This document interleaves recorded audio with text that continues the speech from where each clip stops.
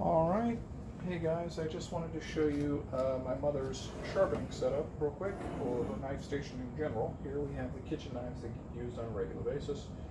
Here we have a steel, which I will do a video on, I think, at some point.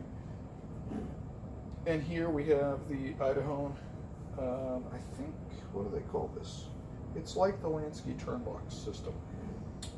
It's a crock stick sharpening set with 8 or 9 inch sharpening rods. They sell both.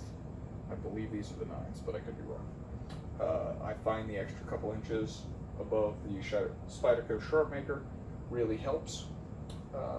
And normally this can just stays set up like this. She can pull it out and sharpen on it just like you would on a Sharpmaker, right?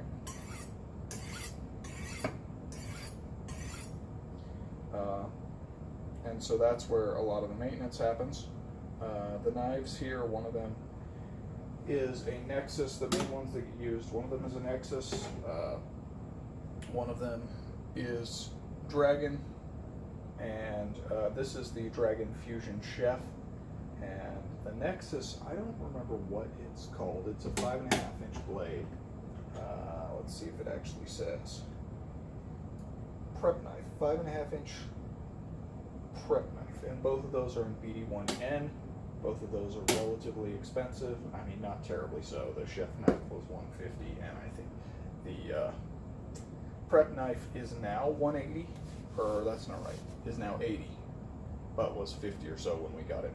This is actually a Mercer bread knife. It has been fantastic. We'll go ahead and start with that. So the way that you sharpen this, it's got the big scallops out of it that are large enough for these stones to go inside the scallops. You just start at the top and be nice and slow and draw through here. Now when you want to do the back, what you could do is what Sal Glesser recommends in the Spyderco DVD and the Sharpmaker DVD. You do 3 on one side, 1 on the other, and the idea is that 1 is only enough to cut off the burr on the back. But really, I think that is not your best option. I mean, who am I to criticize Sal Glesser? But the accepted way to deal with the back of a chisel ground blade, right, obviously, is to lay this flat and to scrape it across, like so, or like so, and just literally all the way flat. The way you do that if it's set up here is you flatten it out and you lay it across. You just press it all the way. The upside to Sal Glesser's method is it does not scratch the blade. I don't know if you can see the scratches there. And eventually there'll be a nice even scratch pattern across that, or an even one. I don't know if it'll be nice. This is newish. So anyway, that's how this works. I do have to sharpen my mother's chef knife. Now if I do that too many times, I'm going to get a micro bevel here, which is not what I want. So we'll go ahead and sharpen this enough on this side that should go back to the right angle, and then we'll flatten it out. Basically, I'm only stropping here because I'm just trying to get rid of that burr. Okay, that's a little bit of touch-up. Now, the ones that need to be done, the main one that needs to be done is this large Dragon Fusion. It holds an edge really well, but still it's going to need to be done. And then the other one is the little Nexus there. And what we're going to do, this sharpening system, be careful not to drop the rods, they do shatter. This sharpening system has pink rods that are more aggressive than the Spyderco medium rods.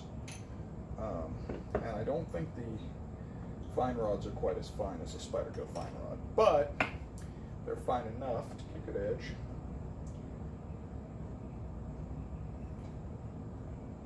Now, you gotta be careful, these holes are not totally precision done, and I did order a replacement pair of these because I dropped and broke one. So, first thing, we check the actual sharpness, use that Murray Carter 3-finger test of edge sharpness. It's worth learning. It does work better than this thing that you see people do. it doesn't talk to you nearly as well. I'm actually bad at whatever it is that I did as a kid. So anyway, and then you can either do several strokes on one side and a matching number on the other side, or probably better.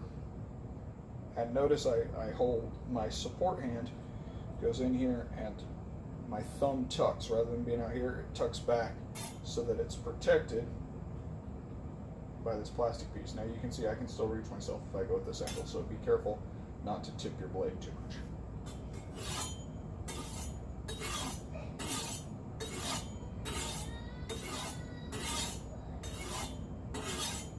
And then once that's done enough, about 40 strokes per side or so, I'll switch to the finer stones. That's my son crying in the background, so I'm going to go check on him. And y'all have a good day. I'll see you in the next video. Thank you.